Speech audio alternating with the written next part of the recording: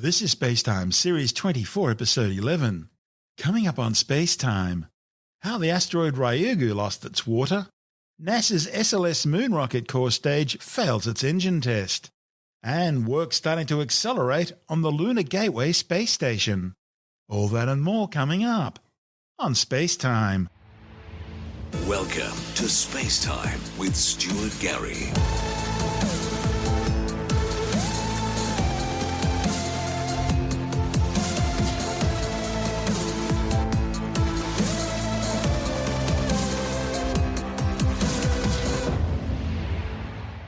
As scientists continue to sift through the treasure trove of rocks, grains and dust brought back to Earth last month by the Hayabusa 2 mission to the asteroid Ryugu, other researchers are going through the petabytes of remote sensing data collected during the mission to reveal new details about the asteroid's past. Now a report in the journal Nature Astronomy has provided an explanation for why Ryugu isn't quite as rich in water-bearing minerals as some other asteroids. The findings suggest that Ryugu's ancient parent body must have undergone some sort of heating event before Ryugu formed. One of the study's authors, Ralph Millikan from Brown University, says one of the reasons Ryugu was chosen for the sample return mission was its dark colour, suggesting it belonged to a class of asteroids suspected of having water-bearing minerals and organic compounds. Water-bearing asteroids are thought to have played a significant role in delivering life-giving water to Earth early in the solar system's history. So, understanding the distribution of water in the ancient solar system has become a priority. In the search for life, the mantra has often been, follow the water. Asteroids like Ryugu are thought to be the parent bodies of dark water and carbon-bearing meteorites found on Earth, known as carbonaceous chondrites. Carbonaceous chondrites are among the most primitive of all known meteorites, often dating back to before the creation of our solar system 4.6 billion years ago. Their compositions contain CAIs, or calcium-aluminum-rich inclusions, thought to be the very first solids to condense out of the protoplanetary disk, which would eventually form our Sun and solar system. In fact, some even more ancient CAIs predate the solar system's creation completely, and are thought to have been produced by the supernova event which triggered the gravitational collapse of the molecular gas and dust cloud which formed our Sun and solar system in the first place. In fact, the Murchison meteorite, which fell to Earth in 1969 near Murchison, Victoria, included silicon carbide particles which Philip Heck and colleagues from the Field Museum of Natural History in Chicago dated to over 7 billion years of age. That's more than 2.4 billion years older than the Sun and solar system. Carbonaceous chondrites often contain a high percentage of water-bearing minerals, up to 22%. They also contain a rich mix of complex organic compounds, such as polycyclic aromatic hydrocarbons or PAHs and amino acids, the building blocks of proteins, and ultimately life. In fact, the Murchison meteorite was found to contain over 70 different types of amino acids. Most carbonaceous chondrite parent bodies are thought to be less than 100 kilometers in diameter. Many contain a high percentage of primitive volatile compounds, indicating that they condensed in the outer cooler portion of the solar nebula. Yet others are relatively poor in volatile compounds, and that suggests their parent asteroids experience significant heating. Carbonaceous chondrites are fairly rare, making up less than 5% of all meteorites. But these include some of the most famous of all meteorites, including the Murchison, the Allende, the Tagish Lake, and the Sutter's Mill meteorites. While carbonaceous chondrites have been studied in great detail in laboratories around the world for many decades, it's still not possible to determine with any certainty which asteroid a given carbonaceous chondrite meteorite may have originated from. The Hayabusa 2 mission represents the first time a sample from one of these intriguing asteroids has been directly collected and returned to Earth. But observations of Ryugu made by Hayabusa 2 as it flew alongside the asteroid suggest it may not have been as rich in water as scientists originally expected. There are several competing ideas for how and when Ryugu may have lost some of its water. Ryugu is a rubble pile, in other words a loose conglomeration of rock simply held together by gravity. And scientists think these sorts of asteroids likely form out of debris left over when a larger, more solid asteroid is broken apart in a large impact event. So, it's possible that the water signature seen in Ryugu today is all that remains of a previously more water-rich parent asteroid that dried out due to some sort of heating event of some kind. But it could also be that Ryugu itself dried out following a catastrophic disruption and then its reformation as a rubble pile. It's also possible that this 900-metre-wide asteroid may have had a few close passes of the Sun in recent history, which could very well have heated it up and dried out its surface. During its rendezvous with Ryugu, Hayabusa 2 fired 2 small projectiles into the asteroid's surface. The impacts created small craters and exposed rocks buried in the subsurface. Using a near-infrared spectrometer aboard the spacecraft, which is capable of detecting water-bearing minerals, researchers could then compare the water content of the surface rock with that of the subsurface. And the data showed that the subsurface water signature was very similar to that of the outer crust. And that means the findings are more consistent with the idea that Ryugu's parent body must have dried out, rather than a scenario in which Ryugu's surface was dried out by the Sun. This is SpaceTime. Still to come, NASA's new SLS Moon rocket suffers an engine failure during its first test, and work speeds up on development of the Lunar Gateway space station. All that and more coming up on SpaceTime.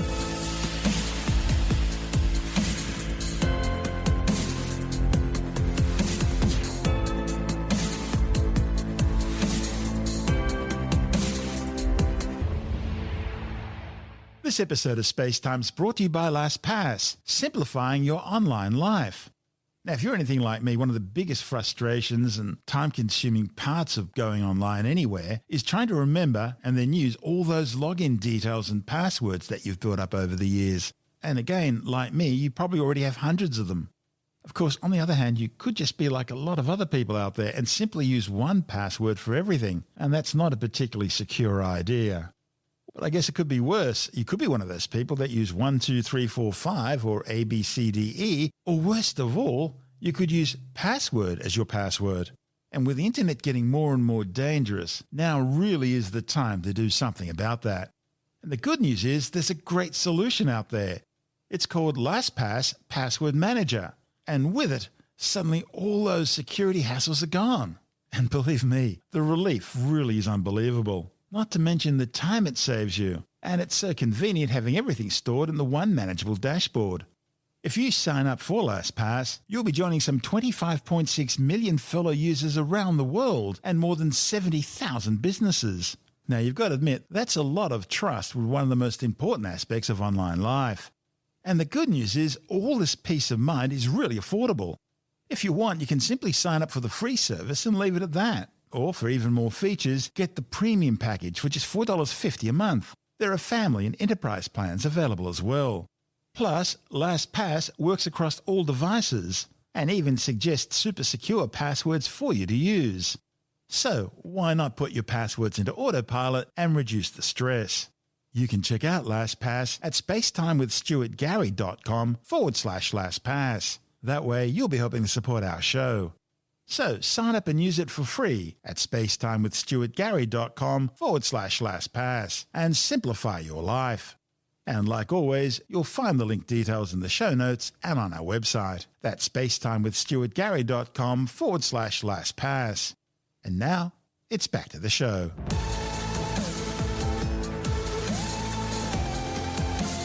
This is SpaceTime with Stuart Gary. NASA's plans to return humans to the lunar surface have suffered a major setback, with the first attempt to light up all 4 main engines of its new SLS Moon rocket being aborted just a minute into the 8-minute test firing. The hot fire test on the stand at NASA's Stennis Space Center in Mississippi shut down just 67 seconds after ignition when the hydraulic system for one of the engines exceeded computer safety parameters. The Boeing-built 64-metre-tall core stage of the SLS is equipped with 4 Aerojet Rocketdyne RS-25 Space Shuttle main engines, designed to burn liquid hydrogen and oxygen for the 8.5-minute ride to orbit. All personnel report that you're ready to go. PEA. Go. AEA. HEA. Go. REA. Go. NTC. We're go. All right, we're in ALS. Maybe not your engine start. And we're in the plus count. Engine start. We're in the plus count. Call for south, please continue to monitor your system. And grass is in control. All right, plus 25 seconds. DDRA, we did get an MCF on engine 4. Copy that, but we're still running. Still got 4 good engines, right? Copy that. All right. passes through 60 seconds. Get into our first gimbal profile. Gotcha. Violation. And we got a shutdown. All personnel, shutdown. Looks like all personnel. It's going to be post-hot fire or shutdown securing operations. BTD, I need you to verify with the engine guy. Yeah, sorry about that. Shutdown standby. All personnel, that does take us to the last page there on page 632. AR1, if you would, on step 4.241, please verify core stage engine 1s and 4 have shut down for that step, and we have a safe engine shutdown. We are post-shutdown standby, engines 1 through 4. Obviously, we had a very successful initiation of the engines. The beginning of our thrust profile there when we were firing for the first minute or so, we obviously were getting some really good data coming through. But like we said earlier, this is a test. We have test commit criteria, and we have certain boundaries that we have to keep all the operations under. So we really are trying to make sure that everything's operating properly and safely. So the test team was kind of seeing some data that they might not like, and so our engines were shut down ahead of the 8-minute scheduled time frame. But we do have a lot of good data to go look at, and hopefully we can move on from here and maybe see what's going to go on further. So, right, and so just like all of our other green run tests, we have teams that are going to go and break down that data and kind of see what we're seeing in our profiles, right? And so that all goes into the profile that we'll use for launch eventually at Kennedy. So obviously there's a lot of things to look at the data. We have roughly 800 terabytes of data, and that's a lot of data. We're talking about it's hard to grasp how much data that is. So we'll obviously take the time to dig through everything, and then obviously have a path forward from there. NASA says it can adjust the test limits to prevent another premature shutdown. Engineers, meanwhile, will continue analysing the data before deciding on the next step. The two-stage SLS, or Space Launch System, is the world's most powerful rocket, on par with the famous Saturn V Apollo moon rocket of the 1960s and 70s. Its maiden flight on Artemis I, which is slated for launch in November, will carry an unmanned Orion capsule on an extended journey around the moon. That test flight will be followed by the Artemis II manned mission to lunar orbit in 2023. And then the historic return of humans to the surface of the moon aboard the Artemis III mission, which is slated for 2024. The SLS main engines used for the test have all already been flight proven on space shuttle missions. So exactly how this setback will affect the launch schedule for Artemis I is yet to be determined. When it does fly, Artemis I will test just about all the systems needed for a manned moon mission. This report from NASA TV. In the next 8 minutes, you'll experience a 25-and-a-half-day mission from rollout to recovery. The first integrated flight test of the Orion spacecraft and the Space Launch System rocket launching from the Kennedy Space Center is about to unfold. This is the first of many missions to come that will use the Deep Space Exploration System to prepare our team, our ship, and our astronauts for human operations in deep space. Rollout from the Vehicle Assembly Building signals that launch is near. Sitting atop the mobile launcher, the crawler transporter moves along the crawlerway towards historic Launch Pad 39B at the Kennedy Space Center at a top speed of 1 mile an hour. After traveling over 4 miles, the rocket and the spacecraft climb up a ramp and are positioned over a flame trench. Once in position, the mobile launcher is lowered onto support post and the crawler is rolled away to a safe distance. Final checks are performed at the pad, including crew cabin closeout via the access arm sitting over 300 feet above the surface of the launch pad. The launch date is set, and the teams are prepared for the mission that is about to occur. It's sunrise on launch day. Engineers in the Launch Control Center have already powered up the spacecraft and the rocket and loaded the core stage and upper stage with cryogenic fuel. As launch window open approaches, final checks are performed, and when all systems are go, terminal countdown is initiated. The big physics of launch are about to be put on full demonstration. Umbilical plates weighing hundreds of pounds await their cue to retract to clear the path of the rocket at liftoff, some mounted on arms the size of tractor-trailers. The mighty core stage engines are prepared for engine start as they are thermally conditioned for an onrush of cryogenic fuel in the heat of ignition. At T-minus 15 seconds, sound suppression is activated, cascading water into the flame trench to dampen the acoustic shock, and as the core stage engines achieve full throttle, shock diamonds appear. At booster ignition, the flame trench is flooded with fire. At first motion, all umbilical arms are retracted, and the rocket clears the tower in just seconds. At liftoff, the vehicle produces 8.8 million pounds of thrust and lofts the vehicle weighing nearly 6 million pounds and standing 32 stories tall to orbit.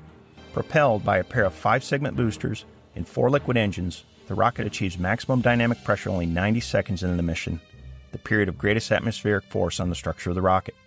Thousands will gather in Florida to watch our ship get smaller and smaller and leave the Space Coast behind. Approximately 2 minutes into the mission, the boosters will have consumed all of their solid propellant and are safely jettisoned.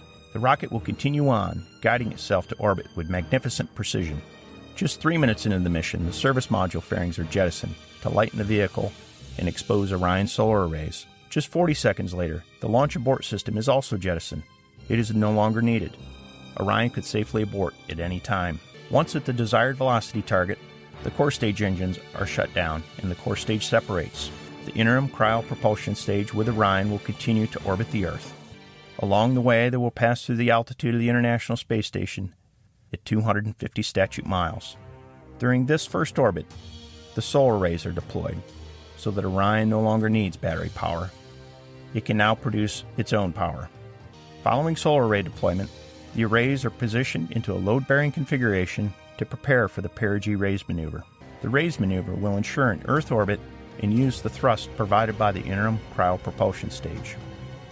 Once the perigee raise maneuver is complete, Orion systems are checked prior to committing to the translunar injection, or TLI maneuver. The TLI maneuver must be successfully completed to depart Earth orbit. The TLI burn is approximately 20 minutes in duration and increases the spacecraft's velocity over 9,000 feet per second, a speed change faster than a high-powered rifle bullet travels. Following TLI, Orion is committed to a lunar trajectory, just 1.5 hours after launch. Once complete, the spacecraft adapter will remain with the interim cryo-propulsion stage, and they will separate from Orion. As Orion departs low Earth orbit, it will fly through the orbital debris field encircling the Earth, past the global positioning navigation satellites, past the communication satellites in geostationary orbit, and through the Van Allen radiation belts, on into the deep space radiation environment. Orion is now entering an outbound coast phase. The spacecraft is uniquely designed to navigate, communicate, and operate in this deep space environment. The outbound coast to the Moon will take approximately 4 days. As Orion approaches the Moon, the service module will be used to perform a critical lunar gravity assist maneuver, allowing the ship to enter a distant retrograde orbit about the Moon. The Moon will get larger and larger in the window, and at closest approach, Orion will be just 62 miles from the surface of the Moon. As the spacecraft flies around the far side of the Moon, we will lose all communication back on Earth, and for a period of time, Orion will be on its own. Mission Control will await acquisition of signal, and as we lock on, a new generation will see their first Earthrise. The spacecraft is now in the distant retrograde orbit, where its systems will be tested in the deep space environment for over a week. Along the way, our ship will travel farther from Earth than any human-capable spacecraft has ever gone. At the farthest point, Orion will be some 1,000 times farther from Earth than the International Space Station, at over 270,000 miles away. Teams in Mission Control Houston and at Naval Base San Diego will prepare for Orion's return home, and the recovery ship will set sail for the recovery zone in the Pacific Ocean. Orion will exit the distant retrograde orbit with another lunar gravity assist and service module engine firing. Along the way, the trajectory will be adjusted to target the Earth's thin atmosphere at over 250,000 miles away and ensure precision landing in the Pacific Ocean following a direct entry. During the coast home, Orion will maintain the desired tail-to-sun attitude to optimize spacecraft cooling and maximize power production in the deep space environment. Another 4 days return coast home to Earth. As our home planet fills the windows of Orion, an important contribution from our European partners called the service module has done its job. The service module is jettisoned and separates. Following separation, the world's largest heat shield will be oriented into the direction of travel to prepare for entry interface at an altitude of 400,000 feet. At entry interface, Orion will hit the Earth's atmosphere traveling at a speed of 24,500 miles an hour and decelerate at up to 9 times the force of gravity. The heat shield will protect the spacecraft from temperatures half as hot as the surface of the Sun, approaching 5,000 degrees Fahrenheit. Orion will continue to decelerate, pass through the sound barrier, and announce its arrival to the waiting recovery team with a sonic boom. Following peak heating, a protective thermal cover that sits over the parachutes will be jettisoned. This begins a series of parachute deployments. The drogue chute deployment series is designed to stabilize and slow the spacecraft, and in a period of less than 20 minutes, Orion will slow from a speed of Mach 32 to 0 at splashdown. The 3 main parachutes will deploy and slowly unfurl and suspend the 22,000-pound capsule and allow it to gently descend to the surface of the ocean. After 25.5 days, in a total distance traveled exceeding 1.3 million miles, a precision landing within eyesight of the recovery ship. Following splashdown, Orion will remain powered for a period of time as Navy divers approach in small boats from the waiting recovery ship. After a brief inspection for hazards, the divers will hook up tending lines and a tow line. The capsule will be then towed into the well deck of the recovery ship, and once the capsule clears the stern gate, the gate will be closed, the well deck will be drained, and we will bring our ship home. This is Space Time. Still to come, work speeding up on the Lunar Gateway space station project, and a new app to help you find your way across the sky. All that and more still to come on Space Time.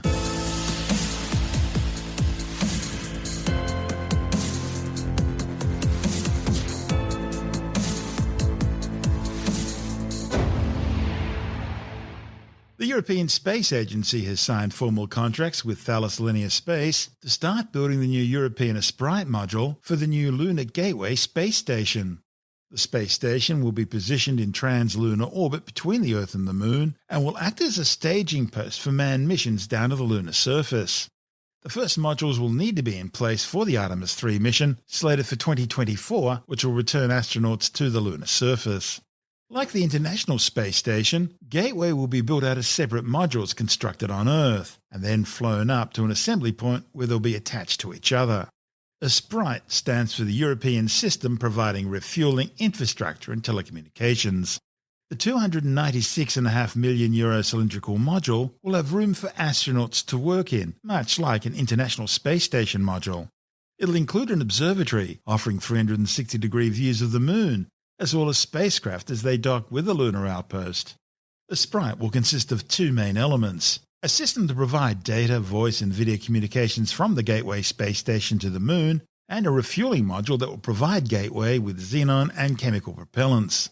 The refueling element will ensure Gateway has fuel for maintaining its own orbit, as well as supporting future reusable lunar landers and future deep space transports. ESA is also working with the Japan Aerospace Exploration Agency JAXA to build the International Habitation Module IHAB. Meanwhile, the Russian Federal Space Agency at Roscosmos will construct a crew airlock which will be attached to IHAB, and the Canadian Space Agency is building the space station's robotic arm. For its part, NASA is constructing the power and propulsion element as well as the Central Habitation Module HALO. HALO stands for Habitation and Logistics Outpost. NASA will also be responsible for logistical supply craft, manned lunar landers, and the Orion spacecraft attached to the European Service Module, which will be used to transport crew to and from the Earth. Esprit's communications elements under fast-track development for launch in 2024 mounted on the HALO module, while the refueling module will be launched in 2026.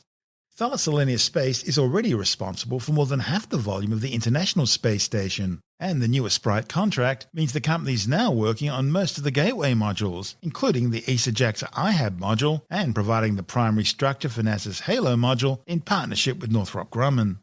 The company is also providing the first two modules of the new Axiom commercial space station. Axiom hopes to attach its first module to the International Space Station in 2024, followed by at least two more modules at 6-month intervals. Eventually, sometime around 2028, the company will attach its own power and support systems, its own docking modules, and its own robotic arm. That will allow the Axiom section to be detached and operate independently of the International Space Station once the space station's deorbited in 2030.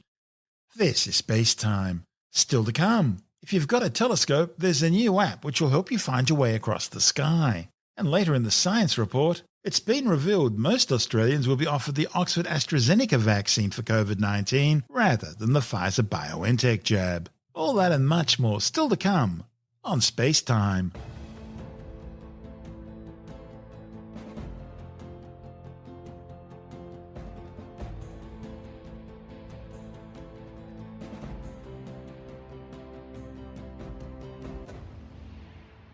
There's a new app which makes it easier than ever to find your way across the sky. You just type in what celestial object you're looking for and it will literally point you in the right direction. With the details, we're joined by Jonathan Alley, the editor of Australian Sky and Telescope magazine. We have a review of a great new kind of telescope system that makes it easy for anyone to home in on fascinating sights in the sky. All you need is what's called a StarSense Explorer telescope and a mobile phone, and you're on your way. Now, all you have to do is you download the app onto your phone, you place your phone in the special cradle that's on the telescope, that's lined up with the telescope, and you switch on your phone's camera. And the app just does the rest. What it does is it takes a picture of wherever the telescope is pointed. It works out where the telescope is pointed due to the star patterns that it can see. And then you tell it what you want to see. And it'll say, righto, it'll put a big bunch of arrows on the screen. So if you need to move the telescope to the left, there'll be this big arrow pointing to the left. And you just move the telescope to the left, and it might have an arrow going up to the up as well. So you move the telescope up. And when the arrows disappear, when they shrink down, and when they disappear, it means you're getting closer, closer, closer. And when the arrows disappear, it means you're pointing exactly at the thing that you wanted to see. Isn't that brilliant? You don't have to have thousands of dollars worth of super duper telescope gear. Just one of these telescopes with a little cradle on it. Stick your phone in, get the app, and off you go. So if you want to see a particular star or galaxy or planet or a deep sky object, you just tell it what you want to see, and it'll tell you which direction to move the telescope. And you just move it until the picture on the screen of your phone or the little arrows disappear, and look through the telescope then, and there you have it. It's really great. It makes astronomy so easy for absolute beginners. It's certainly a lot easier to use than the telescopes that were around when I was a kid, when you had to just do everything manually and you're going off books and star charts and things. And hiding from dinosaurs and things at the same time, yeah. I didn't hide from dinosaurs. I was brave. That's Jonathan Nally, the editor of Australian Sky and Telescope magazine. And don't forget, if you're having trouble getting your copy of Australian Sky and Telescope magazine from your usual retailer because of the current lockdown and travel restrictions, you can always get a print or digital subscription and have the magazine delivered directly to your letterbox or inbox. Subscribing's easy. Just go to skyandtelescope.com.au. That's skyandtelescope.com.au, and you'll never be left in the dark again. This is Space Time.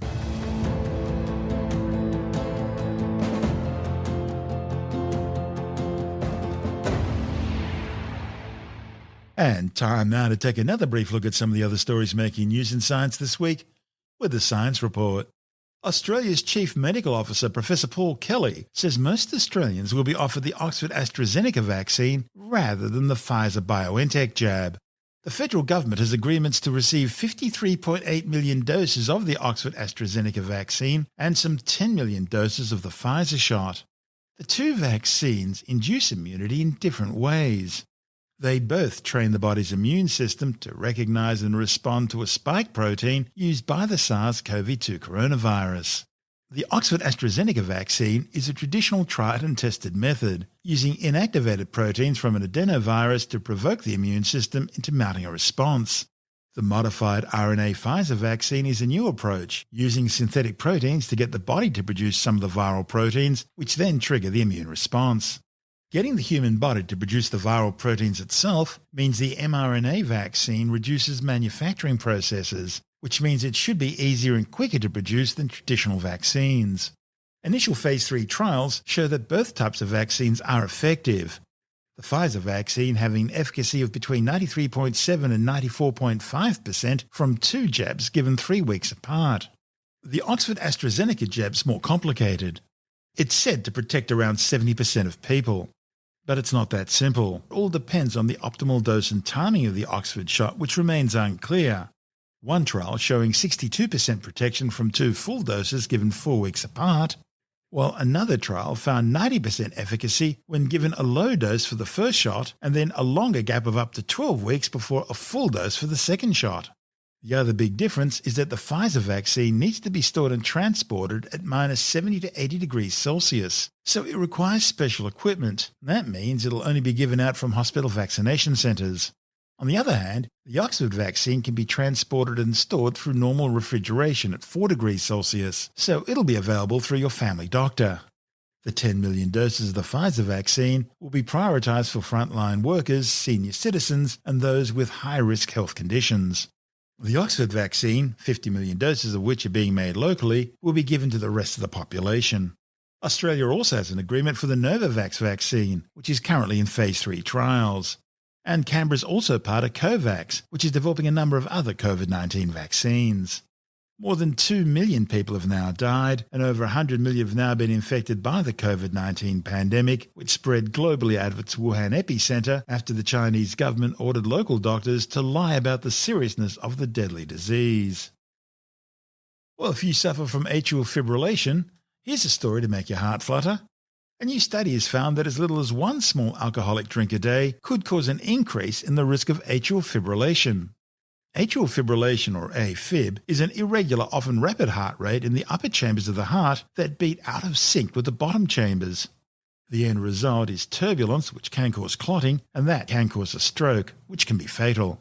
The new findings, reported in the European Heart Journal, are based on a study of 108,000 patients and shows that as little as a single alcoholic drink per day increased the person's risk by 16% over 14 years compared to a teetotaler.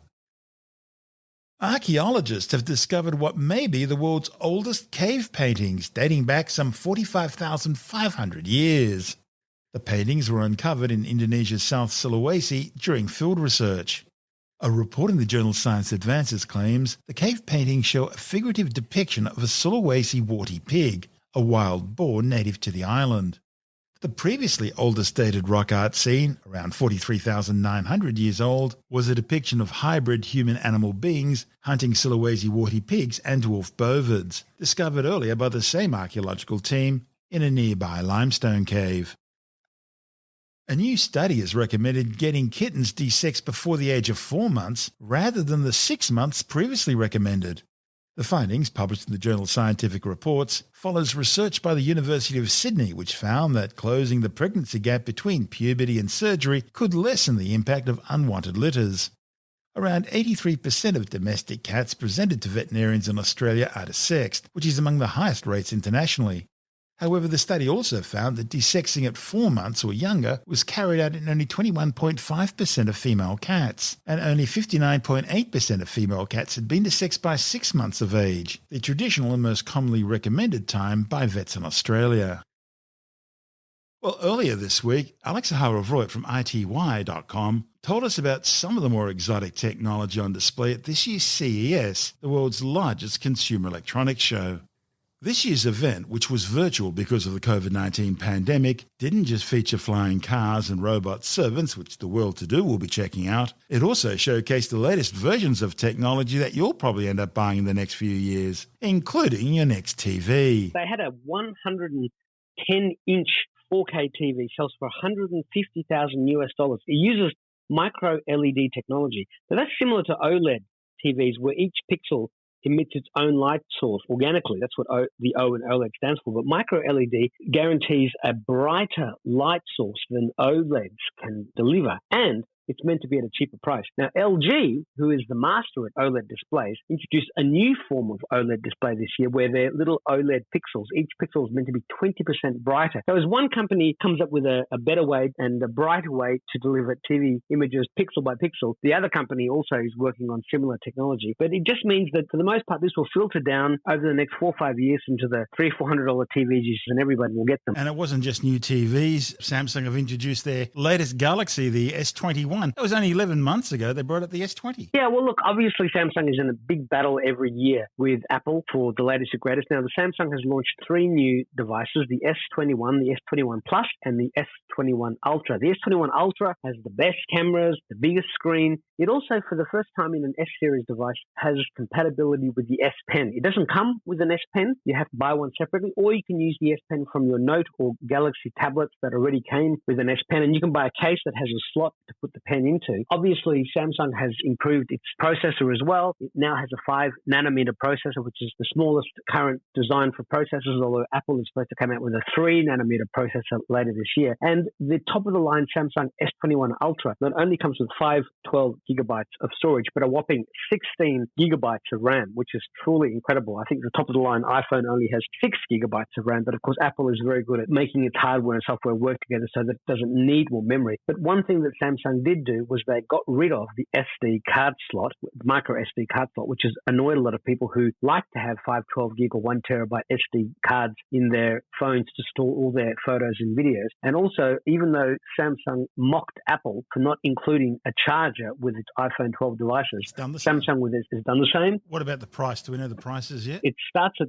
$799 US for the Galaxy S21 with 128 gigabytes. The S21 Plus starts at $999, and the S21 Ultra starts at $1199 in the US. Australian prices start at $1249 for the 128 gig Galaxy S21, $1549 for the Galaxy S21 Plus, and $1849 for the Galaxy S21 Ultra. And prices go up if you want models with 256 gig or 512 gig for the S21 Ultra. Other things we saw included wearable displays. TCL is going to make a wearable display that looks like a pair of glasses but has twin 1080p screens in front of your face that's sort of like 140 inch, about 4 meters in front of your eyes. They also have a new pet GPS tracker for your dog. It's got a little QR code on the display. 14 days of battery life. You can set up zones, so if the dog goes out of that zone, it'll alert you on your phone and you can find out where the dog is. The Samsung has a solar-powered remote control. You know, remote controls are ran out of battery, but here if you turn the remote control so that its buttons are facing down, on the back of it, it has a solar panel which is charging the remote. And instead of having to worry about putting in AA batteries, it has a lithium-ion battery and it just charges up via the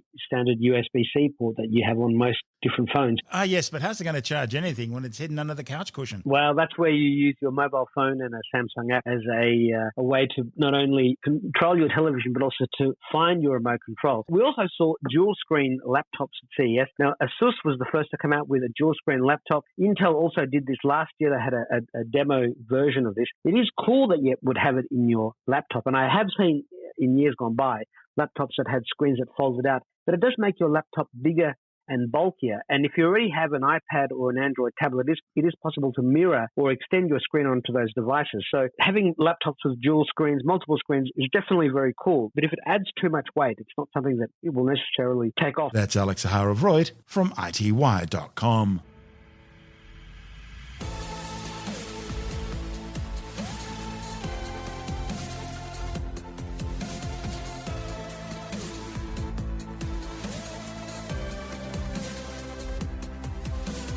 And that's the show for now. SpaceTime is available every Monday, Wednesday and Friday through Apple Podcasts, iTunes, Stitcher, Google Podcast, Pocket Casts, Spotify, Acast, Amazon Music, Bytes.com, SoundCloud, YouTube, your favorite podcast download provider, and from SpaceTimeWithStuartGary.com. SpaceTime's also broadcast through the National Science Foundation on Science Zone Radio and on both iHeartRadio and TuneIn Radio. And you can help to support our show by visiting the SpaceTime store for a range of promotional merchandising goodies, or by becoming a SpaceTime patron, which gives you access to triple-episode commercial-free versions of the show, as well as lots of bonus audio content which doesn't go to air, access to our exclusive Facebook group, and other rewards. Just go to SpaceTimeWithStuartGary.com for full details. And if you want more SpaceTime, please check out our blog, where you'll find all the stuff we couldn't fit in the show, as well as heaps of images, news stories, loads of videos, and things on the web I find interesting or amusing. Just go to SpaceTimeWithStuartGary.tumblr.com. That's all one word, and that's Tumblr without the E. You can also follow us through @StuartGary on Twitter, @SpaceTimeWithStuartGary on Instagram, through our SpaceTime YouTube channel, and on Facebook, just go to facebook.com/SpaceTime with Stuart Gary. And SpaceTime is brought to you in collaboration with Australian Sky and Telescope magazine, your window on the universe. You've been listening to SpaceTime with Stuart Gary. This has been another quality podcast production from Bytes.com.